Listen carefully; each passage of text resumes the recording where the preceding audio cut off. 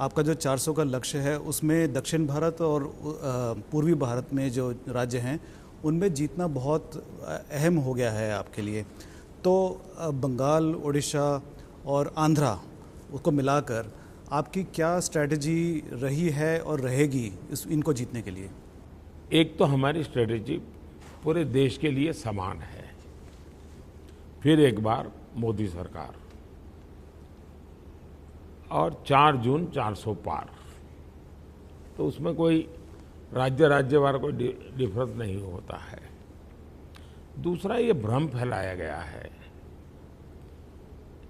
और थोड़ा मैं ज़्यादा समय ले लूँगा आपका, लेकिन मैं कुछ विस्तार से बताना चाहता हूँ। सालों से हमारे देश की ये जो एक इकोसिस्टम है, जो भांति भांति के नैरेटिव गढ़ती हैं और देश को गुमराह भी करती हैं, देश को तबाह भी करती हैं, और वो लंबे अरसे तक लगे रहते हैं। जैसे एक मान्यता थी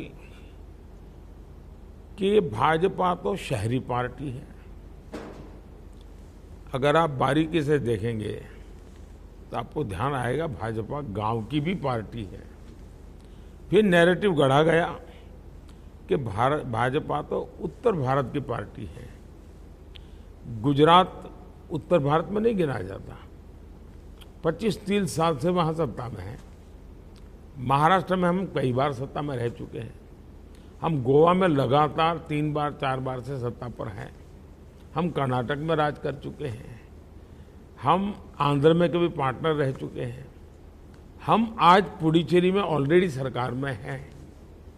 तो ये एक भ्रम फैलाया गया है कि भारतीय जनता पार्टी नॉर्थ। फिर एक भ्रम फैलाया गया है कि भारतीय जनता पार्टी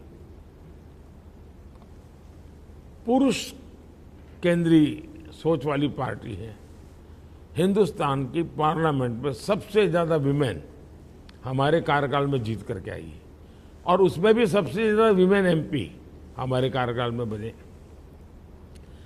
हमारी सरकार के संबंध में हमारी पार्टी के लिए कहा गया कि तो बनिया ब्राह्मण की पार्टी है।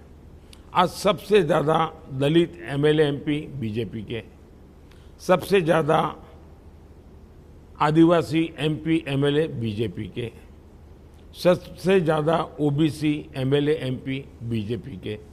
तो एक जानबूझ करके भ्रम फैलाए रखा हुआ है। वैसा ही एक भ्रम है कि हम साउथ में नहीं है।